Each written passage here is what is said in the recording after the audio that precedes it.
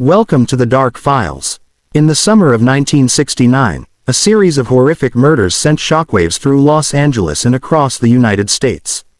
These weren't random acts of violence. They were calculated, ritualistic, and orchestrated by a man who didn't lift a finger, but whose influence was deadly enough to command others to kill for him. This is the chilling story of Charles Manson and the cult he created, known to the world as the Manson family. Charles Mills Manson was born on November 12, 1934, in Cincinnati, Ohio. From the very beginning, his life was marked by instability. His mother was just 16 when he was born, and his childhood was a chaotic blend of neglect, petty crime, and institutionalization. By the age of 32, Manson had spent more than half his life in prison. But prison wasn't just punishment, it was education. Manson learned how to manipulate, how to control, and how to speak with a strange, captivating charisma. When he was released in 1967, he entered a world in the midst of the countercultural revolution. Free love, psychedelic drugs, and a widespread rejection of authority created the perfect environment for a manipulative mind like his. Manson found followers, mostly young women, who were disillusioned with society and seeking something greater. He promised them freedom, enlightenment, and a new kind of family. They followed him with unwavering devotion. Together, they moved into Spahn Ranch, a decaying movie set outside of Los Angeles. There, Manson's philosophy began to evolve. He preached about an impending race war that he called Helter Skelter, a term he took from a Beatles song. According to Manson, Black Americans would rise up and exterminate the white population. The Manson family would survive this war by hiding in the desert, and when the conflict was over, they would emerge to rule the world. But when the prophecy didn't come true, Manson decided it needed a push. On August 8, 1969, Manson instructed 4 of his followers, Susan Atkins, Patricia Krenwinkel, Linda Kasabian, and Charles Tex Watson, to go to a house in the Hollywood Hills. The house had once belonged to record producer Terry Melcher, who had rejected Manson's music. Manson didn't care who lived there now, he just wanted blood.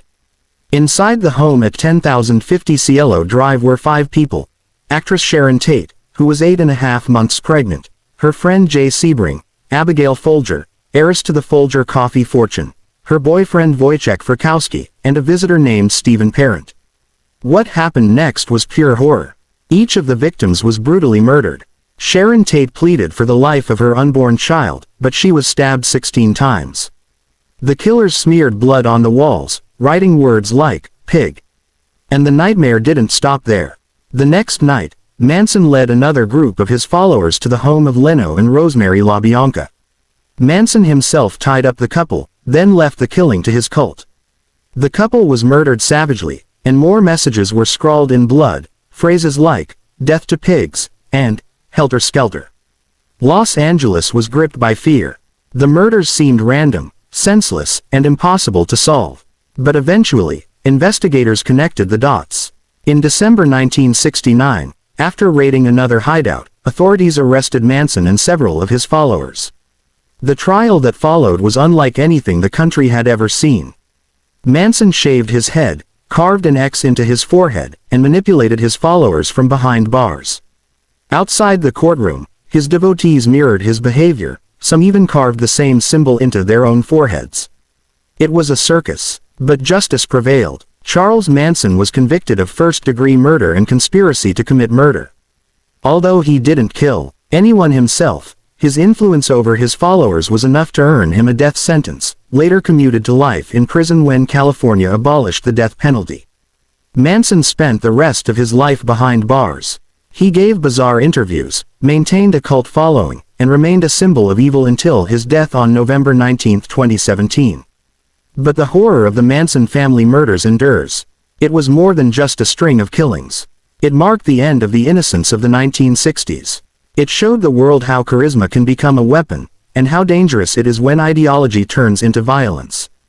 Charles Manson didn't just create a cult. He created a legacy of fear that still haunts American history.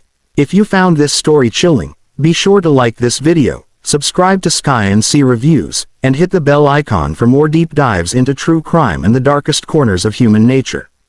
Thanks for watching. Stay safe. Stay curious.